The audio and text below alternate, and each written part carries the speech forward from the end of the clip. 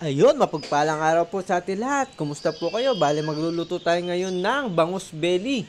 Siguro ang itatawag natin sa dish na to ay bangus belly garlicky. Bahala na kayo. Simplihan lang natin muna sa pag-iiwa ng bangus natin. Bali, frozen yan. Nasa kalating kilo yata. Binili lang namin sa isang grocery store dito. Tapos, isisison lang natin siya ng asin. Yan, black pepper powder. Tapos, masamasahin mo lang hanggang manuot yung lasa.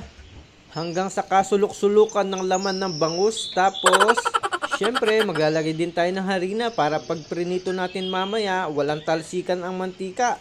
Ayan, isalang na natin. Bali, nakatatlong salang ako dyan kasi umabot yata siya ng 16 pieces. Hindi lang ako sigurado, nakalimutan ko na. Ayan, ganyan na yung magiging itsura. Tapos, i-flip mo lang siya both side para medyo may pagka-crunchiness naman siya. Kahit papaano, ayan. Tapos, after nyan, isa-set aside lang natin. Tapos, on the other pan, gigisa na natin yung bawang natin. Bali, 4 bulb ng bawang yan. Tapos, isusunod na natin yung sibuyas. Yan. Gisa-gisa mo lang. Tapos maglalagay din tayo ng tomato paste. Yan na. Tapos ikiwar-kiwar mo lang ulit.